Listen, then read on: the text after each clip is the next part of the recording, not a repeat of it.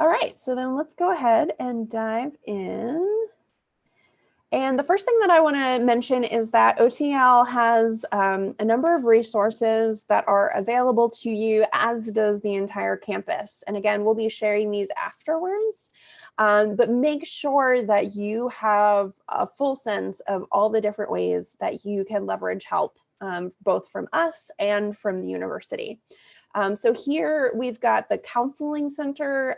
We have to acknowledge that we are still in the midst of 2 pandemics. And so there is a lot that you as TAs and students and faculty are processing.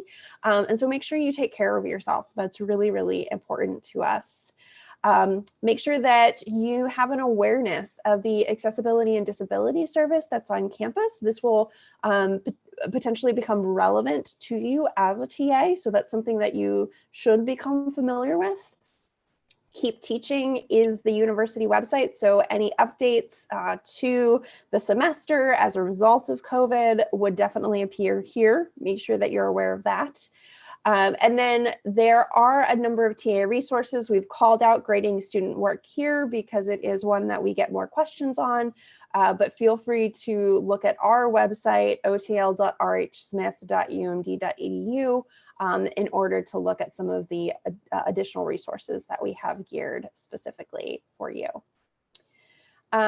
So before we jump into the meat of the content, what I'd like to do is get your feedback on what you're hoping or what sort of challenge you think you might be facing or experiencing as a TA. And so in 1 or 2 words, if you can go to menti.com and use the code that's at the top of the screen here, 7621273, 1 or 2 words. What is the most significant challenge you currently face as a TA or anticipate experiencing as a TA if this is your first time TAing? So take a second, pull up your phone, go to menti.com in your browser and try to enter any challenge or anticipated challenge you might be experiencing.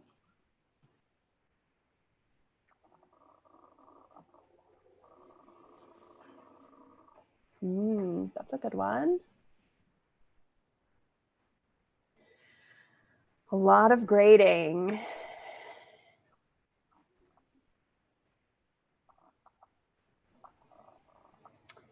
Yes, definitely time management, workload.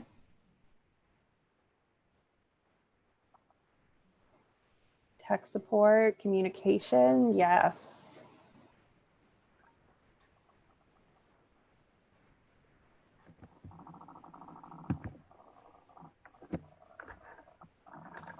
Virtual connections, that's a good one.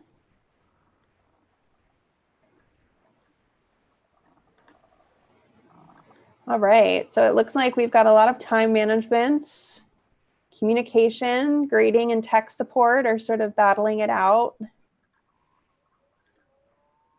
Anxiety or nervousness about not knowing the answer. Being in that online space certainly adds a level of complexity.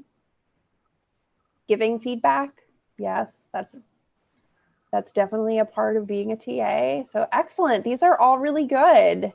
And I'm excited because we've sort of laid it out to address a lot of these. I think the time management piece is something that we maybe haven't built as much out, but we can definitely speak to that throughout the presentation as well. All right, so I'm going to move us on to the next question. And just what are you looking forward to? So this is an opportunity for your growth and your professional development as well. And so in 1 or 2 words, what are you looking forward to about being a TA this semester?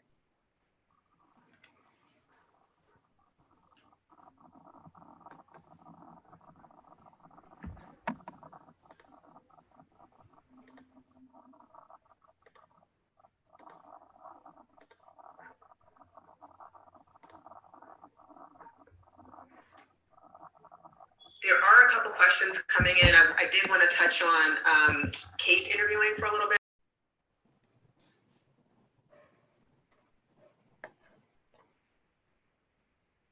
So helping students, getting some experience, playing a supportive role, helping students learn, meeting other TAs.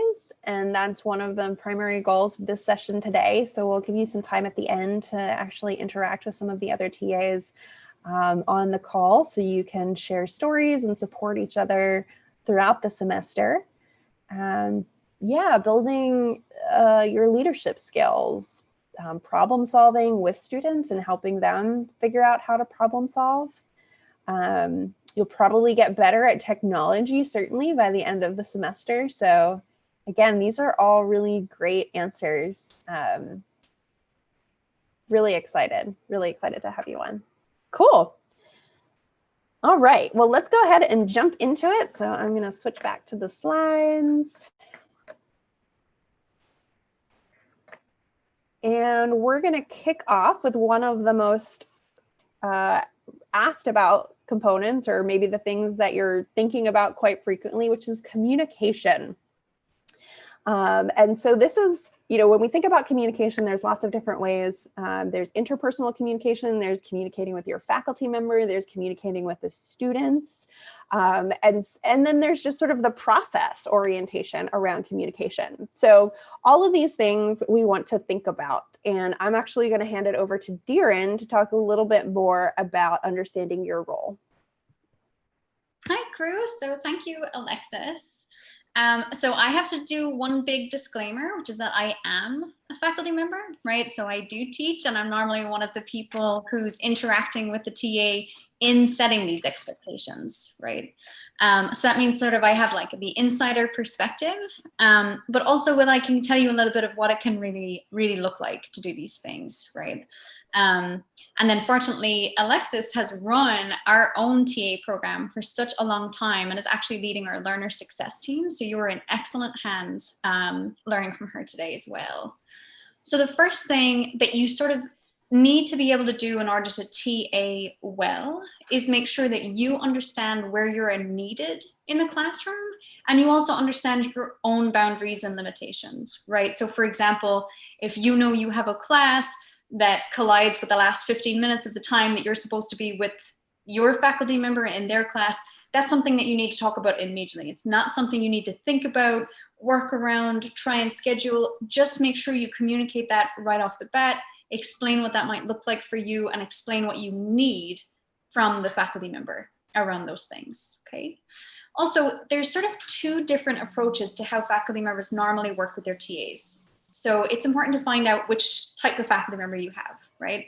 So the first one is people who prefer their TAs to be sort of behind the scenes, okay? So that you might be sort of getting their tech ready, you might be organizing breakout rooms, you might be doing some grading, but that you would never be on the front end of communicating with the students. And then the flip side is, of course, someone who's a much more important presence in the classroom in terms of visibility. So that might be someone who you might hear you're being called a production manager, or you're being called sort of a classroom facilitator. So those are sort of the other types of communication that you could be in charge of. And it's very important to know which your faculty member is looking for, right? And if you have an individual goal where you want to do more student-facing things, or you want to build more technological experience, you can share that with the faculty member, and they might be able to assign you tasks that align with that as well. So you'll see it on our slides here that we have setting expectations about your weekly schedule is one of the important ones, and then time management, of course, was a big item that came up as something that you're a bit concerned about. So you're not going to get it perfect that first time, but err on the side of you're all amazing achievers. That's why you're TAs and taking all of your classes, and it's the middle of a global pandemic, right? So you know that you're achievers, but still try to be as realistic as you can with how long it might take you to do some of these things, right? So being a student to being someone who's coordinating 40 other students, they're very, very different as roles. So give yourself the space and time to learn a bit about the class, to understand a bit about Canvas, and build that in to what your time expectations are going to look like, okay? If you know that you have a really nice free Friday, maybe that's the time that you tell the faculty member, okay, I can do announcements on Friday, I can do some grading on Friday, or whatever it might look like that you know are the work responsibilities that you have. That actually brings me to this next point, right? So making sure you align with the professors on those work responsibilities. So make sure that you know ahead of time, are you going to be doing any final grading?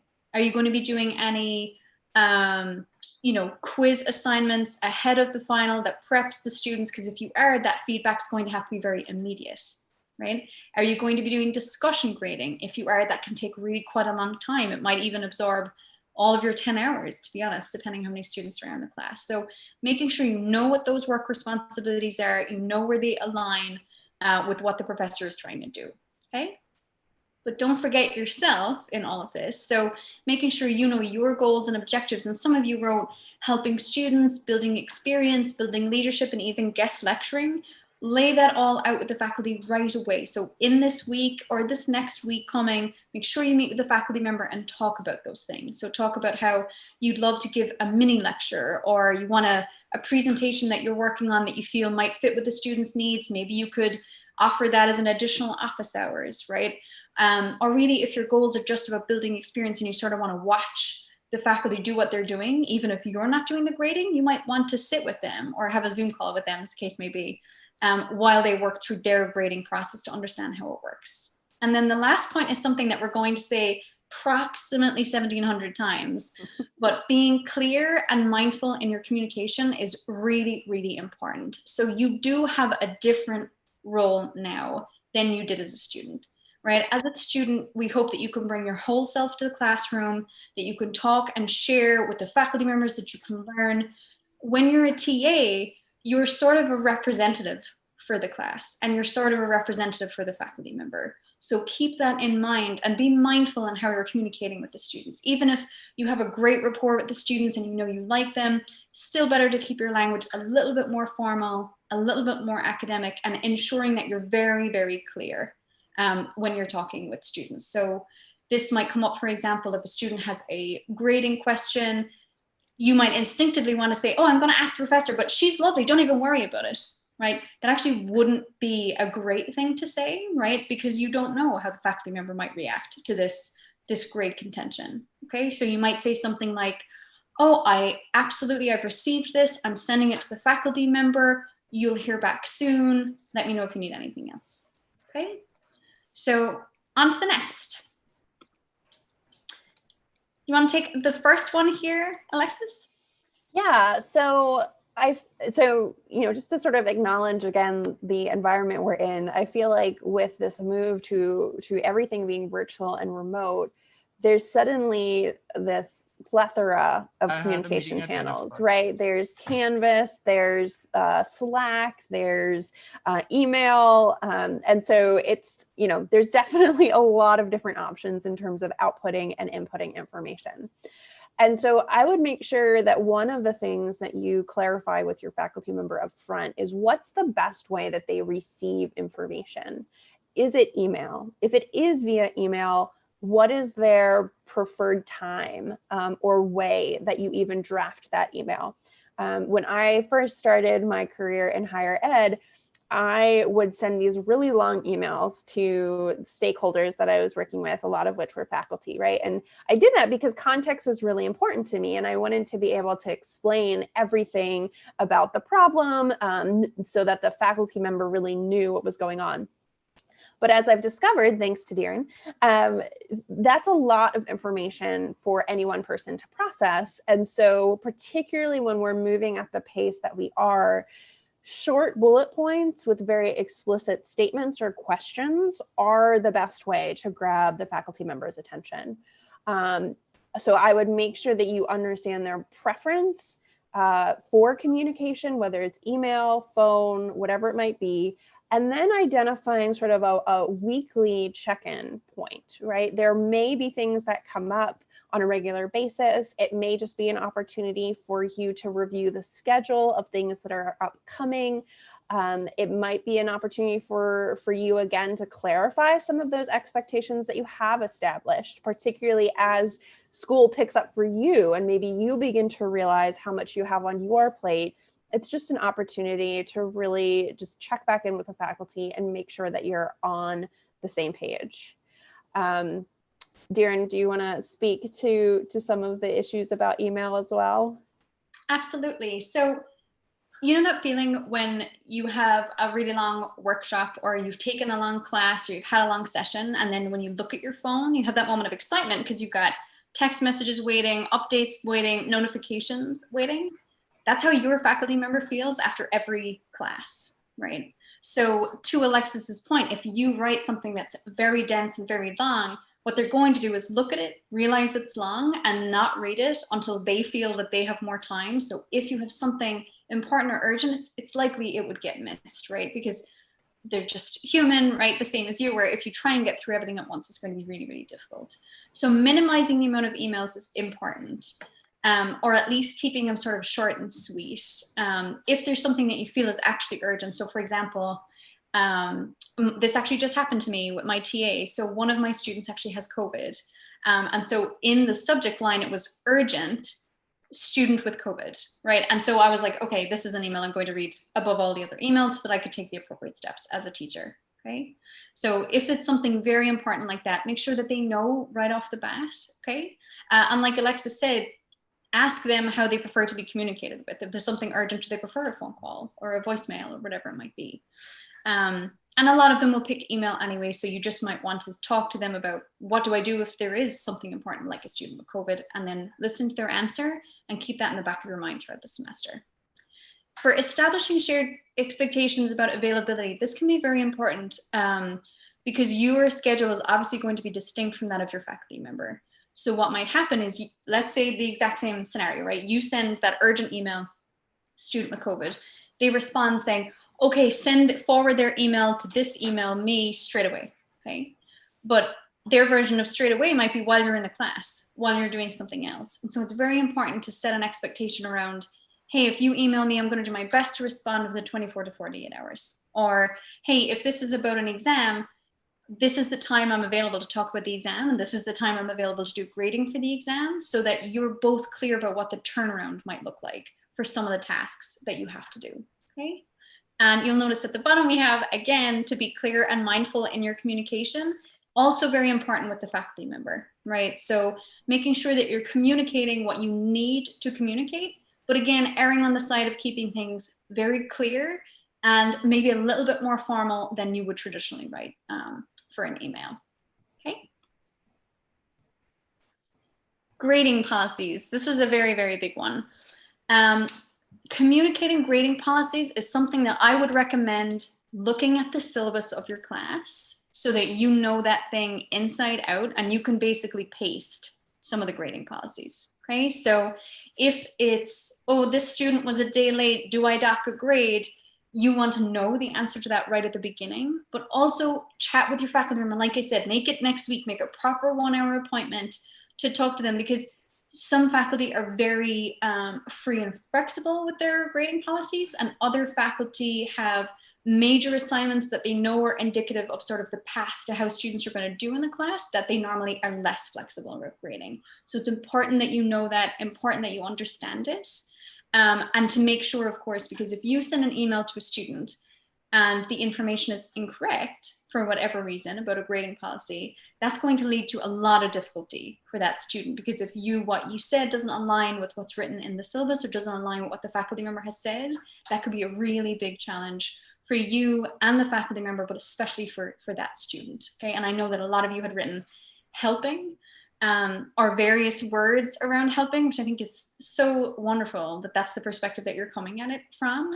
And so I know this can feel sort of policy-ish, right? And like policing and being overly aware of everything you're saying and everything you're doing, but this is helping the student, right? Because if you offer a huge amount of flexibility, if the faculty member isn't willing to do, they're going to hit a wall, right? Default to copying and including your instructor. It's very simple, right? But you use that CC button, pop them in, but they'll know that it's not something that they have to respond to if they see the student's name, unless, like we talked about before, you put urgent, okay? Prioritize student privacy. So this is something I want to spend a little bit of extra time on.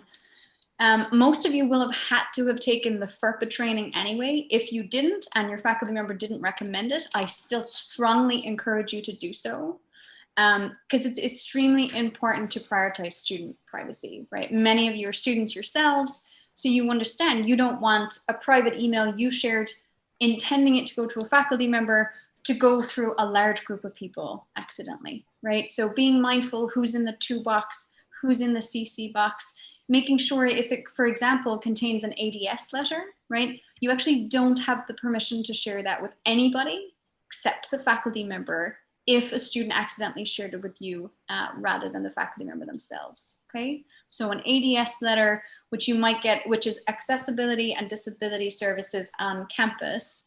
And those are letters that students normally send to the faculty to say, I have an accommodation that allows me time and a half. I have an accommodation that allows me a screen reader, stuff like that. And it's extremely private. It's a document that's really related to, it's a healthcare document oftentimes. And so that's something that you don't want to be forwarding willy-nilly, and you want to be very careful also about how you're storing it on your computer. I would recommend not downloading anything to your computer if you can avoid it, okay? Alexis, do you have anything else to say about that? I was just going to say, for those of you who maybe might not be familiar with the FERPA training, if you haven't received any information about it, we will definitely provide you with some resources after this webinar, and we'll make sure that some of those resources are also called out on our website.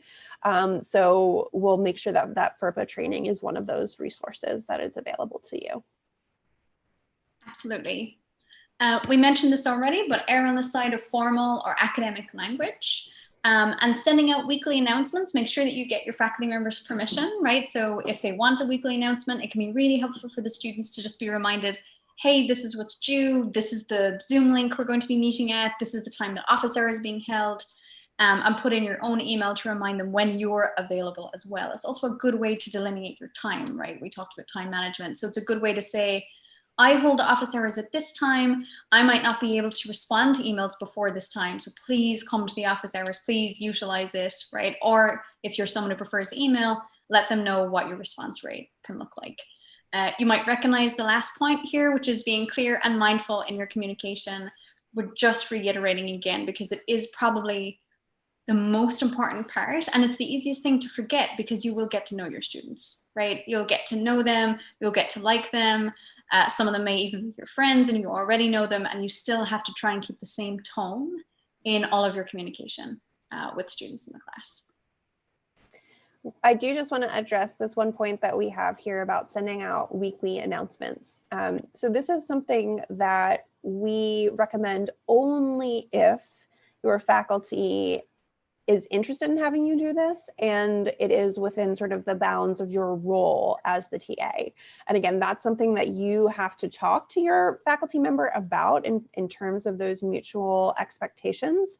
One of the things that we have found to be challenging for students in this virtual environment is that sense of what's coming up, right? It's very easy to think of classes in terms of out of sight, out of mind. We're no longer showing up to a physical space at a certain time. And so everybody's sort of normal expectations around being reminded about assignments has been slightly adjusted, right? And even faculty, I think, are looking for students to pay more attention to what's coming up. And so the weekly announcements could potentially be a role that you take on as a way to help students remember what's coming up and help the faculty member communicate some of those things with the students. But again, that really is a conversation point you'd have to have with your faculty member, and just be mindful again of whatever boundaries you might need to create around your space and your time so that you can manage your time well.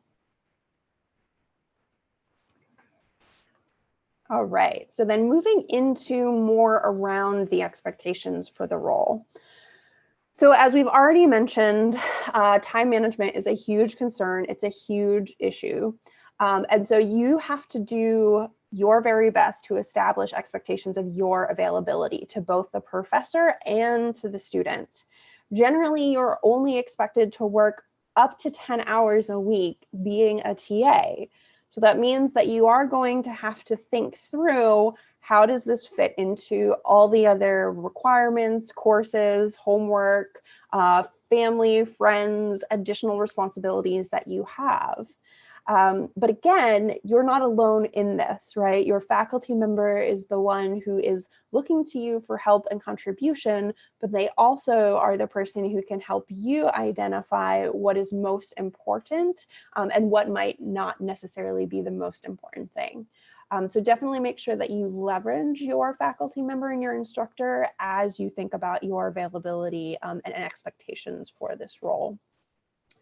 When you're relating to students, remind them of the various avenues they have to contact you. So there are going to be days that you probably aren't going to be able to respond to students. That's why we encourage you to set up regular office hours if that's a part of your role. Creating this time for students to check into you means that they should come prepared with questions, that they can save those frantic emails for the time when you've designated. Additionally, you can leverage Canvas discussions. Remember that you don't have to be the subject matter expert, that you can encourage the students to rely upon one another for their questions as well. The other great way to leverage Canvas is if you are seeing students with multiple questions or struggling with a similar concept. You could create a short video for them. You could create a short post with some curated materials for the students to refer. There are plenty of ways that you can use your time strategically so that you don't have to answer every individual question, right? And so definitely take advantage of some of those resources that are available to you. The other thing that I'll just say about time management in general is make sure that you think through the responsibilities that you have in relationship to the goals that you've set out for the semester. So a lot of times it's easy to take on everything and anything and feel like you're just juggling a bunch of balls in the air at the same time. If you can orient yourself to your primary goal, both in terms of your interests and your faculty's expectations, that will give you an overarching sense of what is most important. And from there, you can begin to prioritize your time and, again, leave space for the things that maybe aren't quite as important.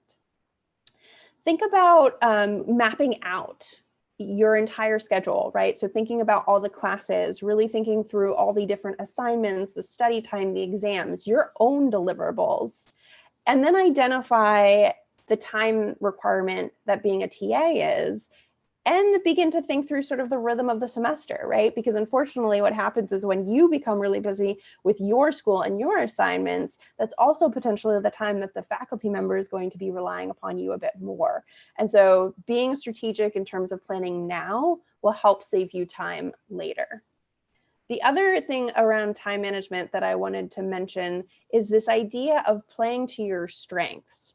So research has shown us that for the majority of people, when we wake up in the morning, if you're a morning person like I am, we have sort of a peak time. We're really fresh, our mind is sharp. This is a prime opportunity for analytical thought, right? Anything where you have to do some head down time, really tune in, engage. This is an awesome time for that. Then as the day moves on, so around like that post lunchtime hour, right, we begin to have something of a trough, right? So our energy begins to wane a little bit. And so this is actually an opportunity for us to maybe take a break, go for a run, do something that's going to help our body and our mind restore. And then in the evening, we have what's called recovery time. And so this is where our brains actually tend to be a little bit more attentive, but they're definitely not in that analytical frame of mind. And so this is actually the best time for creative thought. So if you have to brainstorm, problem solve, do some group work, this is oftentimes the best time to do it because that's where you're going to get synergies around problem solving. So also just knowing how you work, you might not be a morning person, right? You might actually be a night owl. And so that means that you actually have the reverse. So when you wake up in the morning, you are actually in recovery phase. And so this is a better time for you to brainstorm and problem solve, then you sort of go into your trough. So maybe you have to sort of kickstart yourself with some energy, with taking breaks. And then finally, you have your peak sort of towards the end of the day. So this is where you have more of that analytical capacity and that opportunity to get things done. So make sure that you're also playing to your strengths in terms of when you do some of these different functions as a student and as a TA.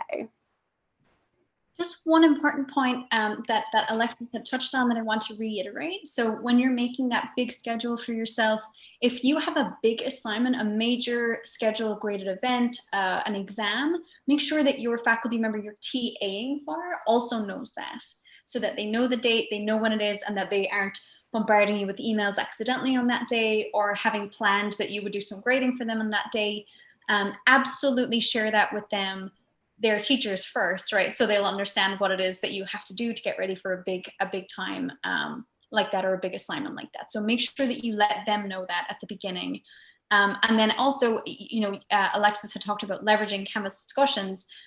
Absolutely check in. And like she said, if you're seeing a lot of recurring questions around the same problem, the same topic, the same issue, that's also something you could mention to the faculty member and say, you know what, this keeps coming up about this piece of the project, the final project. They keep asking me about it, how long it needs to be, how many words it needs to be, right? And so the faculty member can then address some of that in the class by saying, okay, you had a lot of questions about the final project. Let's talk about that for 5 minutes, or he, she, or they can share what the time limit is, what the word limit is, right? So if you're seeing something comes up a lot, feel free to also escalate that to your faculty member, because they might be able to sort of help it or fix it just in a beat. That's awesome. Thanks for that, Darren. Similarly, just like we've been talking about setting boundaries with expectations for yourself, with your instructor, you will probably need to do some boundary setting with the students that you relate to. Many of these will be friends that you've taken classes with, that you've done group projects with.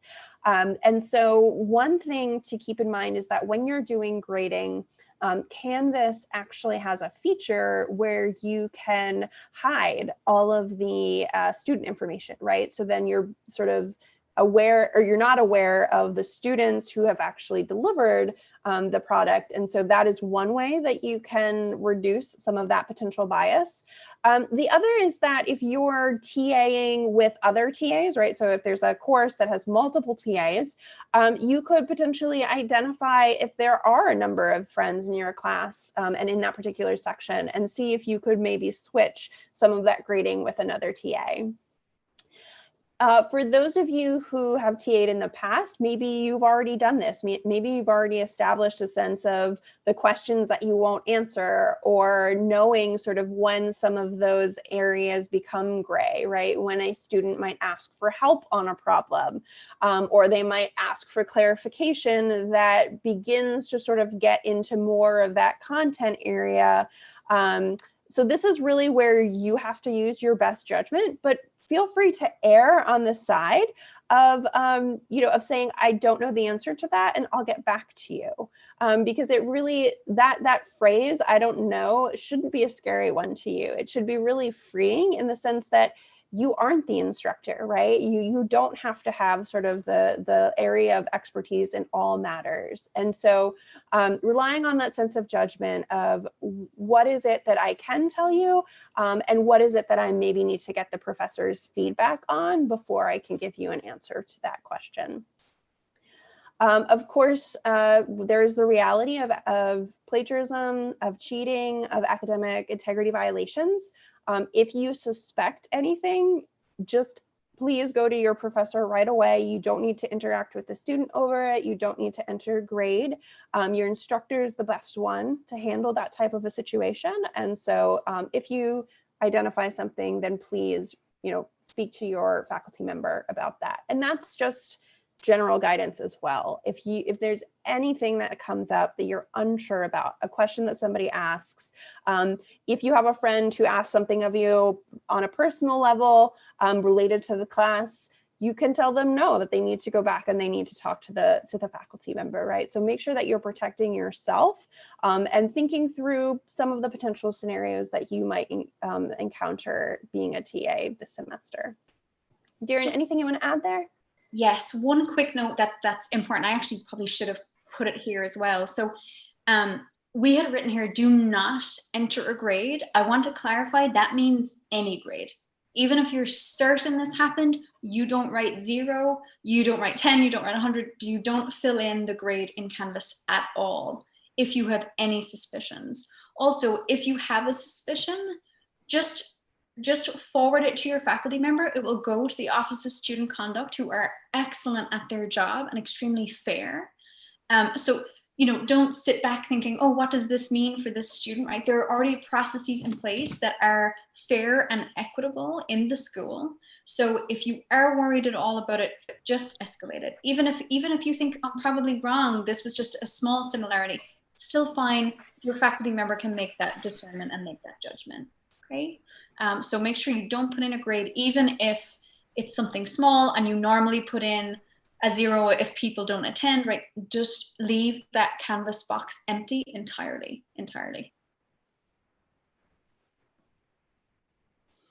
All right. So any questions to this point? Anything that we've talked about in terms of communication, expectations with your faculty member, relating with other students? Feel free to pop something into the chat, or if you'd like to unmute yourself and ask a question, you're absolutely welcome to do so. You can also use the reaction buttons in Zoom. So if you want to give a thumbs up, if you feel like you have it all, it's all in hand, it's fine. You can absolutely do that.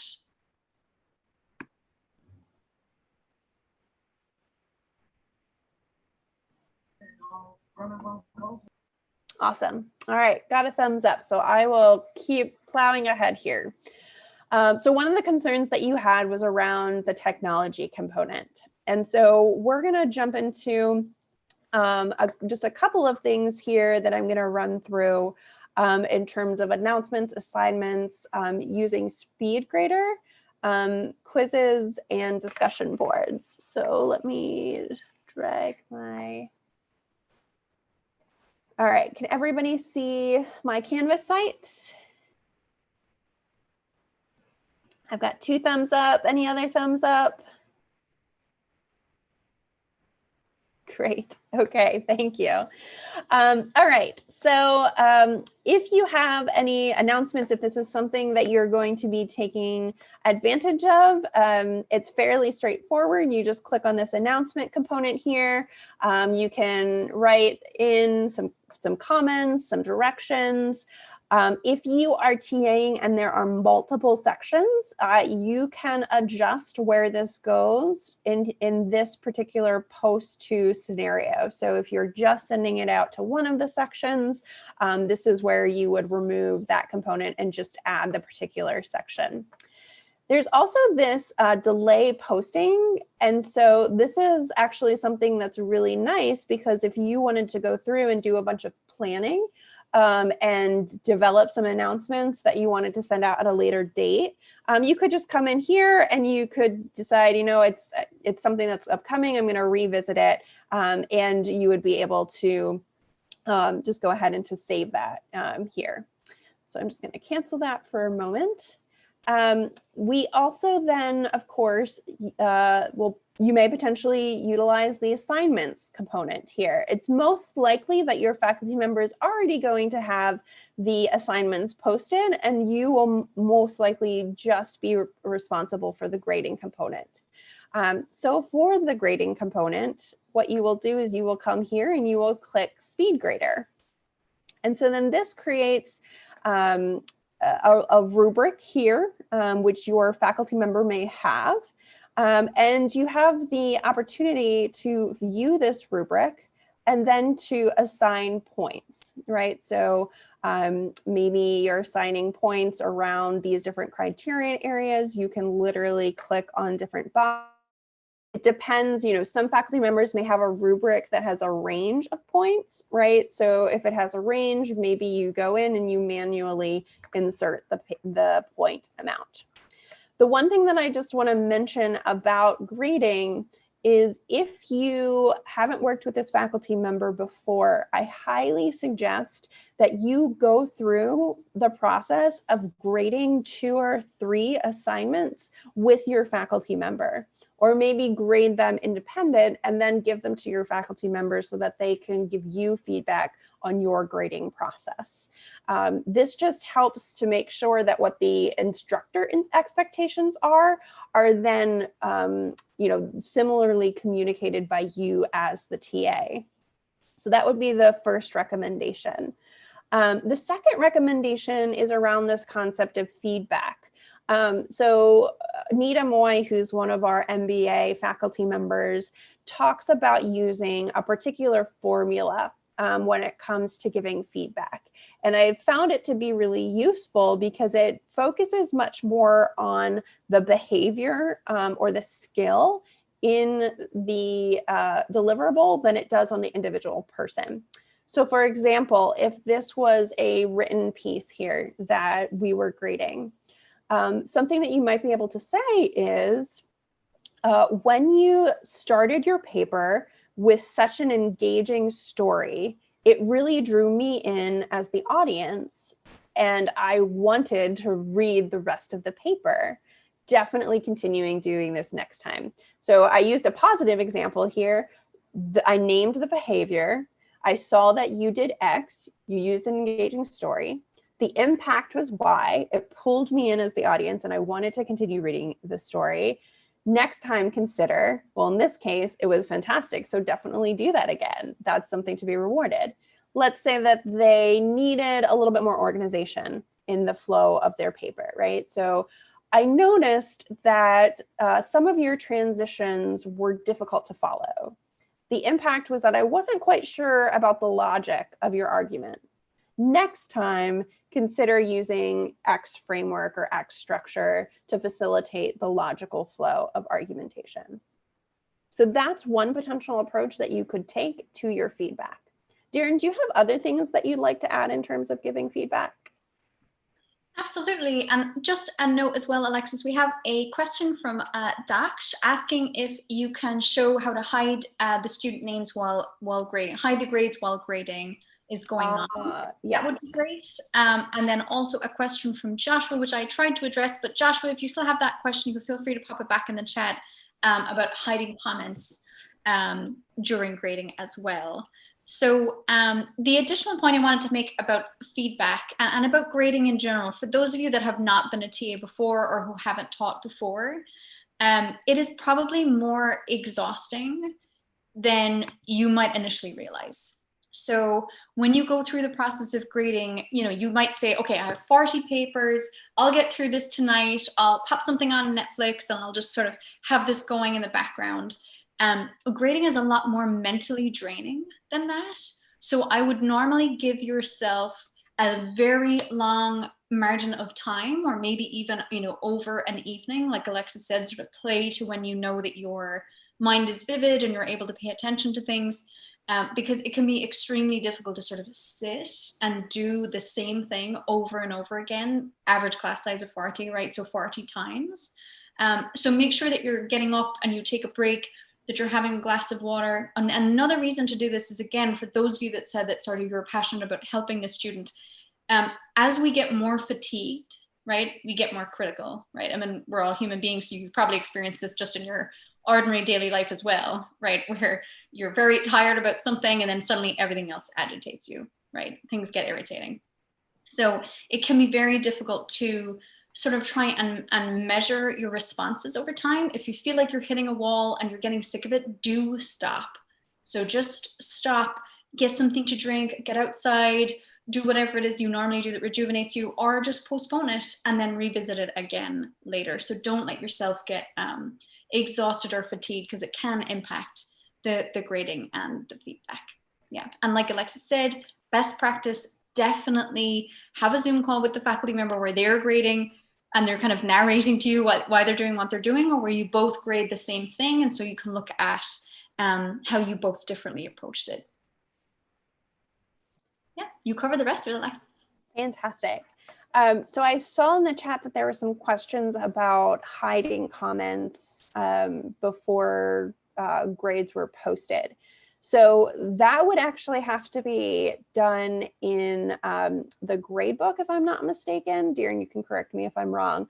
But if the assignment is live and the grade component of it is live as well, any comments that you put in the actual speed grader will be viewable by the students.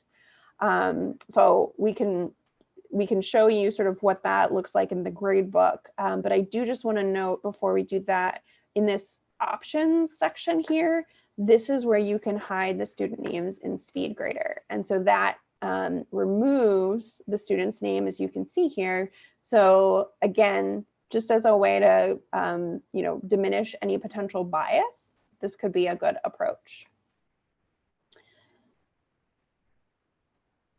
So Darren, for hiding the individual sort of comments until a certain point, if I'm not mistaken, that would be something that the faculty member would do? Even then, the way that the SpeedGrader currently works with the update, I don't know that there's a way to hide those comments. Okay. What a lot of folks will do, I know what this is something I do, I'll just put it in like an actual Google document so that I know where to assign it as I'm going. But that's an interesting thing to look into. So I can look into what if there's a gradebook side or if there's a faculty view, because you as TAs have a lot of permissions in Canvas, but of course the faculty have a couple of other things that they can see and do. So let me check from the faculty perspective if there's a different step. From the guest instructor perspective, I don't think so. I don't think so. A good question though, Joshua, we'll look into it. Yeah, that's fantastic. Thank you. We have 2 raised hands in the chat. Oh, excellent. Please unmute yourself and ask your question. Hi, I just had a quick question. Is there a way that we can hide the grades as TAs before they go out? I noticed that when I was grading, like I was still working on grades and like the ones that I had already graded were going out. Is there a way that I can prevent that? So if you're using the speed grader, unfortunately, the students will be able to see the points that you've entered there as soon as you save them. Okay. I do know, again, this is where we'll probably have to clarify, because I know that the instructors can sort of mute aspects of their grade book so that students don't see the grades until a certain time. I'm just not sure of the TA permissions on that. So that for sure, we will definitely look into and get back to you on. Yeah, okay. There's also like 3 sections, and like when we all grade at different times, it kind of gets strange. So I think that would be helpful. Yes. Actually, that's a great question, Gio. So as you're entered in a Canvas site, some of you get guest instructor permissions, and then some of you have like teaching assistant level permissions. So that answer differs based on those 2 things. What we can do though is if you feel it would be valuable for you to have it, you can ask your faculty member, and then they can choose either to email educational tech and see if they can update your permissions, or they can also just mute the assignment themselves. So you can say, hey, I'm just about to start grading. Can you mute the assignment? And then when you're finished, let them know, hey, I'm completed it. You can unmute that assignment for them. Okay, great. Yeah. So that should be an easy enough thing for the faculty member to do if you're in relatively constant communication. If you're not, we might be able to update an ed tech with their permission. Okay, sounds good. Thanks. Thanks, Gio. Thanks, Darren. All right, so the second thing I just wanted to touch on briefly here is quizzes. So again, my expectation is that your faculty member will have most likely already put this into their Canvas course, but in the off chance that they ask you to do this, I just wanted you to have a sense of how this works. So the details, you could come in here. This is really just a description section about the actual quiz. You can actually change the type of quiz, right? So maybe you're finding that some students are struggling with a particular concept. You wanted to create a practice quiz. There's also the opportunity to create surveys, right? So some faculty may choose to do sort of a mid-semester check-in with their students, right? And if they don't want it to be anonymized, they could do an ungraded survey. There's also this opportunity here to put quizzes in sort of different parts of the Canvas course. Usually you're just going to stick it in quizzes. Some faculty prefer that you have it in assignments though. So something to just make sure you have clarity with your instructor on. You can shuffle the answers. What this does is it means that every student will get a unique quiz. So there won't be sort of the same progression of quiz questions for individual students. Obviously, you can add a time limit here if you'd like, or you can allow multiple attempts. There's this option here to let students see their quiz responses after the quiz is completed.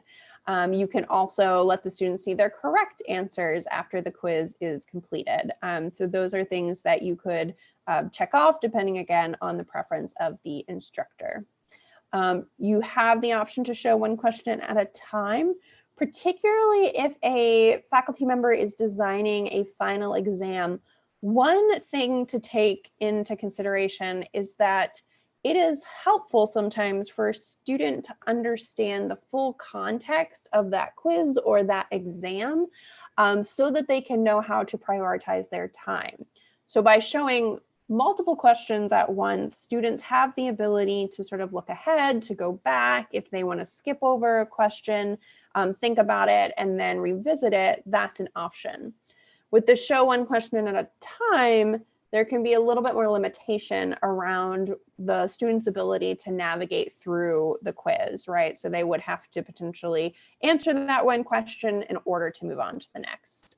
So just some things to keep in mind. Again, your instructor really should be the one sort of designing that quiz and designing that final exam. So I would anticipate that most of the decisions would be made by them, but just wanted to give you some of the context around that.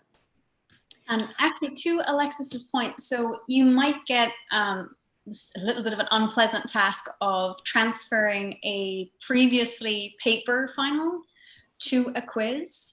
You need to tell your faculty member that they need to be there on a phone call, on a brief Zoom session while you set up these quiz restraints. So Yes. the reason for that is that it can have quite an enormous impact on the student experience, right, in a way that the faculty member might not even intend, right? So for example, if a faculty member is asking you to put an exam into Canvas, it might be because they're not that familiar with Canvas, and in all likelihood, you'd be better at it.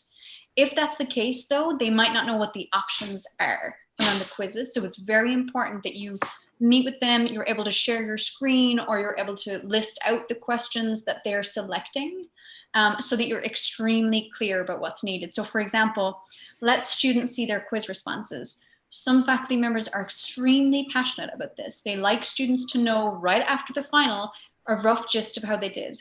Other faculty are also extremely passionate about this, but in the opposite direction, where they feel that provides an opportunity for people to take screenshots and things like that, and then of course, circulate correct answers. Okay, so it's something really, really important to not decipher or make decisions about that by yourself, but ask the faculty member what they want ticked of every single one of these decisions. And then once you know, you can go about making 100 questions, as many questions as you want or need, because that part's very easy. But these requirements parts should really be decided by the faculty member to make sure it aligns with how they normally teach and their objectives.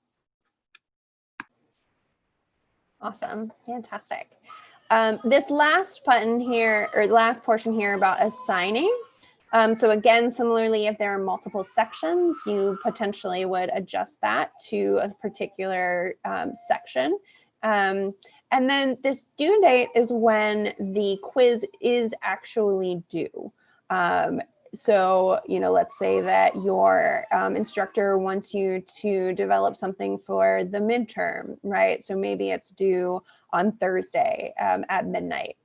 This available from and until is when you make that quiz actually appear for the students within Canvas, right? So let's say that you want this to be something that they have about a week to work on, right? So maybe you make it available the Thursday, September 10th, and then, you know, October, let's do October 8th, and then, you know, it's going to expire as of, October 15th. Sorry, I keep hitting September here. So that's something that you could potentially do here. Now, the questions themselves, you're going to navigate sort of to the second tab here in order to actually add the questions. So you could include a new question here, or you can include a new question group. So the new question group is an opportunity if there are questions relating to, let's say, a particular case that sort of have to be linked in some way. This is one potential means that you could use to sort of keep those questions somewhat relevant and linked to one another. There are different question types. So these are all listed here. Again, we have multiple resources about quizzes and speak to some of the different aspects of using these various questions. I'm not going to go through all of them today, but we're certainly happy to share some of those resources to you. Multiple choice, of course, is one that is frequently used. You can adjust the point factor here, insert your actual question text, and then select the possible answers. And by clicking on this green arrow, that is what is going to set an answer as correct. If you have a multiple choice where you would like to add comments, you can do that again by clicking on these small sort of three buttons here in order to address when somebody maybe gets something wrong, just to give them some formative feedback. Any questions about quizzes so far?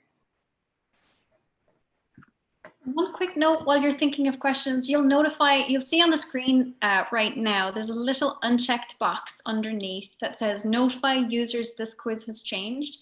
Keep that unchecked for basically every single circumstance, because what happens is the students will get an email auto-generated from Canvas saying a quiz has changed. And it could be a tiny thing like you went in and fixed a typo or you added a new question, but to them, it can be very alarming to say, hey, a quiz has changed. They might think they've missed something, and you will get a huge surge of emails from the students. So I recommend, unless the faculty member specifically tells you, hey, I'm making a big change to the quiz, let the students know, make sure that that box is unchecked at all times. The other thing I'll just say is that you have an option here to save or save and publish. If you just save the quiz, that will save your work on it to date, but it will not make it visible to the students. Until you hit save and publish, the publish function is what makes it available to students. So just make sure that, when you're officially ready to release it, you have clicked that publish button. The other thing that I just want to mention about quizzes is there's this function here called quiz statistics. So this is for after a quiz has been completed. And so this is something that you may or you may not necessarily use, but it gives you a couple different reports essentially, and it might be the item analysis would probably be the most beneficial. This would be potentially more useful earlier in the semester when students are going through and maybe doing regular quizzes. And the great thing about this is that you can begin to identify maybe where students are struggling. So, in the test case that I have here, everybody did fantastic and got 100%, correct. But you will probably see more variance, and there might be particular questions where students are struggling. This is a great thing for you to potentially check on, particularly as you are fielding a lot of questions from students. It's going to give you an indication of maybe what particular areas they need a little bit more skill development around. So I just wanted to show that there for your reference as well. And you'll see also on the screen, there's average time at the top. So normally the faculty members won't ask too much about quiz analytics, though it might be interesting for you when you think about office hours. They do sometimes ask about the average quiz or test taking time. If you notice that it's quite close, so for example, if it's a 10-minute quiz and the average take time is kind of 9 minutes and 45 seconds, that might be something that you do want to mention to your faculty member, that it might be worth maybe giving a little bit more time. in the spirit of fairness, especially given that people have Wi-Fi issues, etc. Or if you see that it's really very short, you'll know, okay, 10 minutes seems just fine. They're all finishing in 5 anyway. I'm all set. I don't need to worry about it. So sometimes if a faculty member will ask you that question of like, how long are the students taking over these quizzes? This is where you'll find that answer to that question. And then the last thing that I just want to note here is discussions. So again, this is a prime tool to utilize to, to build community among students and to encourage them to ask questions of one another. You do want to make sure that you can, allow students to see this. So all sections or the section that you're responsible for. If it's a graded discussion, that's something that you would definitely want to note. Threaded replies is always sort of nice. It keeps things in close proximity to one another so that you can follow conversations. And then again, this same sort of available from until is also a feature that you might want to take advantage of for your students. Again, you're going to save and publish this, and then this will become visible in your discussion post, right? So I have my discussions here. I can pin it so I can move it up to the top, make it sort of the thing that everybody sees. And then once it's closed or finished up, I can move it down to the bottom, or it will automatically do that sort of after the until date expires. So discussions are fairly straightforward, fairly easy. Darren, any tips or tricks about sort of facilitating discussion questions? So we have lots of info on facilitating discussions. And I think that'd be a really good resource for us to share as well, Alexis. But there's just one more Canvas trick I wanted to make sure that we showed. So if you go to home on this Canvas test site, obviously yours will look a little bit different. And you'll see there's a menu of gray boxes here on the side of the screen right above the calendar. And you'll notice there's student view, which is a little set of spectacles. And that's a great trick when you're helping your students. So oftentimes we see things on the back end of Canvas, and so will you, right? And so it's very important that you remember, if you're getting a screenshot or a question from a student of like, what quiz? I can't see the quiz. Looking at your own might not be as helpful as going up to home and clicking that student view. There you might notice, like Alexis said, you've been working on a quiz, you hit save, but maybe when you finished it, you didn't hit save and publish. This is where you'll know what they can see and cannot see. So just an important little note that if you're getting questions from students saying, I can't see X on my Canvas, like this is a good place to go in and check if it's something that's happening across the course, or maybe if that student needs additional support. So that's my favorite Canvas tool as an instructor, because there's definitely been things that I've been like, it's all written there, everything is there, your points are listed, and they're like, I can't even see this thing that you're talking about, right? If you click student view, you'll immediately notice if something was forgotten to be published or if a link is going to the wrong place and it looks different for them than it does for you. Perfect. Helpful. Thank you. Okay, so Zoom. Zoom is what we find most instructors utilize. That being said, I know that there are several who choose to use WebEx. We have lots of resources on our website in terms of utilizing Zoom, different tips and tricks, features. There's a couple things that I want to just highlight, and we're not going to go through and show you everything. Again, most of this has been documented already on our website, so we'll make sure that we send those to you. The first one is understanding roles. So oftentimes your instructor may want you to play a certain role within the context of Zoom, right? Maybe they want you to host a poll or manage the breakout rooms. Just make sure that you and your instructor are very clear about A, what you need to do, and then B, what your role should be in the actual Zoom conference.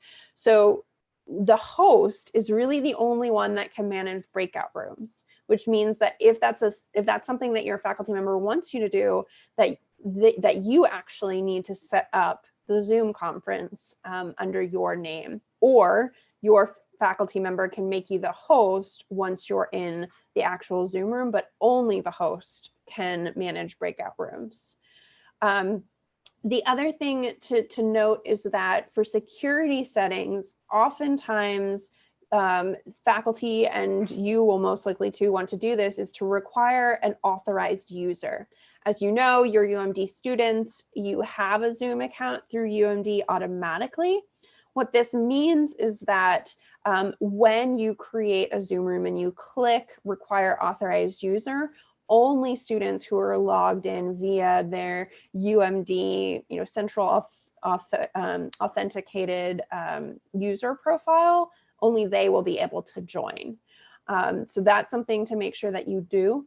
We have experienced a lot of students who aren't able to get into Zoom rooms because they haven't gone through the authentication process. Again, we have documentation on that. So we'll be happy to share that with you as well for students who might be struggling with that particular challenge. Best practice is to enable the waiting room just as a way to make sure that you know who is coming in and going out. And then become familiar with how to remove an attendee. Unfortunately, there have been instances of Zoom bombing or people showing up in spaces and places where they're not supposed to be. And so make sure that you have an understanding, again, if this is a role that your faculty member wants you to play, that you know how to actually remove them. Additionally, polls are going to be contingent upon whoever sets up the Zoom conference. So if your faculty member sets up the Zoom conference, even if they try to make you a host once you're in the actual conference, the polls really are tied directly to the user account. So your faculty member would have to launch the poll, not you. However, if you set it up and you set up the polls in your user account, then you would be able to run those during a session. The way that you set up polls is by going to umd.zoom.us and you would log into your profile and add the questions within that profile. There is unfortunately no way to add the questions once you're in the Zoom conferencing platform itself. And again, just a quick note, Alexis. So she's absolutely right about the waiting room and making sure that you know how to remove an attendee. It isn't always malicious. Sometimes the faculty member might be sharing their Zoom link. And so it's people who have a meeting with the faculty member an hour before or an hour after the class. But one thing that will be very important is you need to know your roster. So make sure you get the roster from Canvas, or you can ask the faculty member to download it from UMeg, but of course they'd have to get rid of all of the student IDs there. But it's extremely important that you have that roster. You might not have to get to know every single student, that's fine, but that you have it open beside you or even printed if you're someone who prefers a printed document, so that when you do see that waiting room, you can make sure that you can let people in with the appropriate name, knowing what they're going to be. Err on the side of letting folks in, but then if you have someone that you feel isn't listed on the roster, just send a quick chat message to say, hey, do you know that this is the class? Are you supposed to be here? And of course, again, check with the faculty member about what they want. If they want you to be more erring on the side of it have to exactly match the roster, then you can do that in keeping with their own expectations and settings. But making sure you get to know the roster and try your best to get to know the students' names will be crucial for making these pieces go a lot faster than they normally would. Thanks so much for coming out today and participating, and I hope you all have a great weekend. We'll definitely be in touch with you all and send out some additional resources. We really wish you the best and all success this semester as TAs and as students. Please take care of yourselves and have a great weekend.